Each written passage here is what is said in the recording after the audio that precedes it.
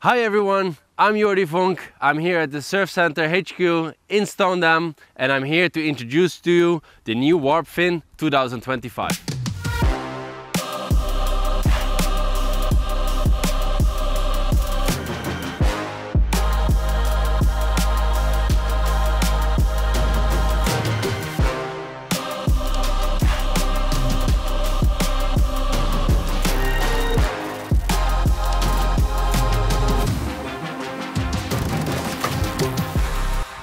First of all, I'm very happy that the PWA introduced a new slalom discipline this year, the Slalom X, which meant that I was racing on these hills much more than the years before.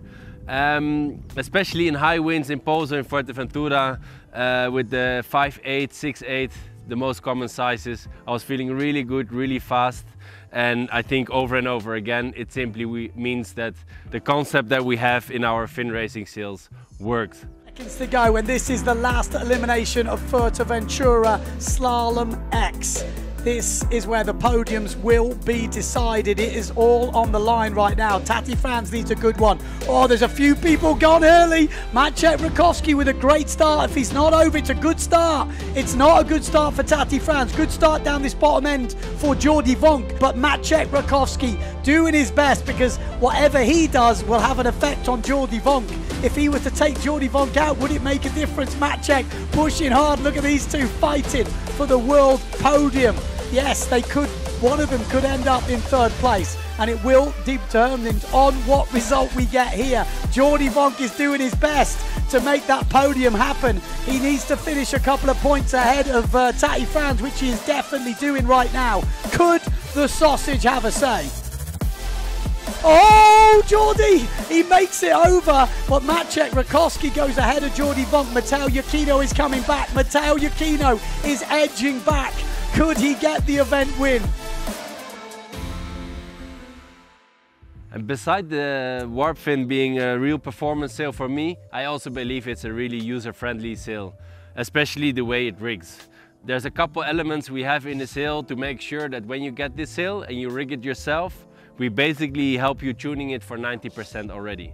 For example, in the top of the sail we have the max downhole dot. When you rig it for the first time, pull the downhole all the way until the dot, go out, and for 90% you are right.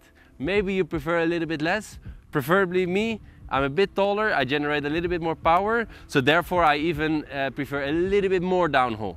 But again, when you put it on the dot for the first time, for 90% you are right.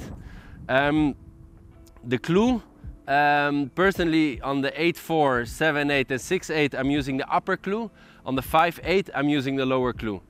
Simply on the 5.8, on the lower clue, the sail opens up a little bit more in the middle, which I prefer in the stronger winds. Back to the tuning, also the harness lines, we have a little indication that when you have your boom set for different sail sizes, obviously the placement of the harness lines is in a different position. When you rig the sail, you can simply make sure that the sticker that's in the sail is in the middle of your harness line, so you're for 90% right again. Do you have a bit more pressure on your backhand? Move them a bit to the back. Bit too much pressure on the front hand? Move them to the front. If the sail is rigged right, normally it should feel perfectly in balance with the load spread over both of your hands equally. Another very nice feature, once you know your personal setting in downhole, down at the sail we have a little opening. In this opening you can see where the connection of the mast and the extension, I would recommend the Power XT, but any extension, you can see in the opening until where this comes. You can draw a line or use a little plastic piece that we have to show until where the mast is coming. And every time you rig, you just have to look at that line and your downhole in the top of the sail will be exactly the same. It's something I use basically all the time. I sail 2-3 times with the sail. Once I found the setting, I make sure I have this line, I just look at this and I can go on the water again, knowing that I have a good setting. The other thing are the cambers. I recommend people who speed sail or are a bit heavier to run the sail with a bit more tension, because it simply creates more stability and makes the sail a little bit more powerful.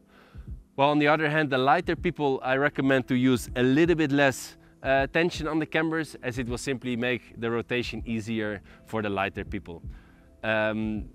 Going back to that theory a little bit, if you want to have more acceleration, also we run a little bit less pressure on the cambers. If you want to have a bit more stability, we run more.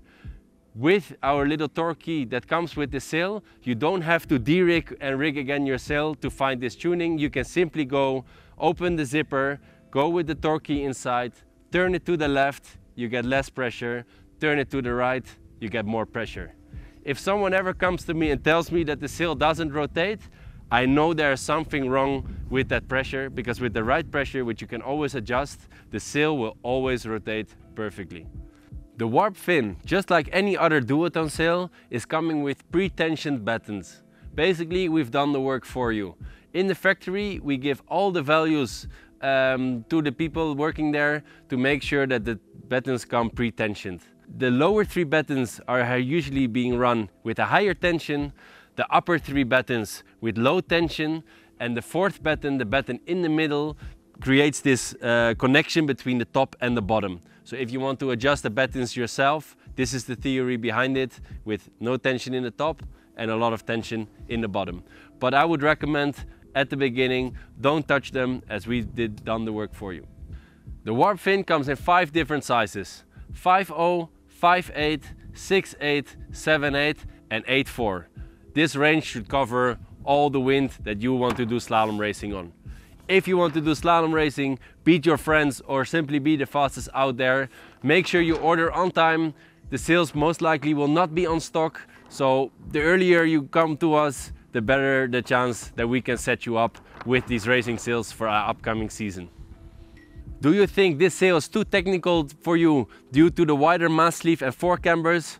No problem. The S-Pace will be your sail. With 3 cams, a smaller mast sleeve, it's easier in handling, a little bit less fast, but easier in handling and still having decent top speed.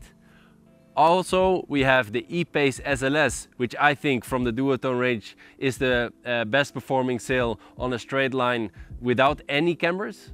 Very easy, very accessible. And other than that, we have the regular E-Pace, which is the freeride sail that we have in our range. If you decide to buy the Warp Fin anyway, I would really recommend to use the Platinum SLS mast, which is recommended for this sail.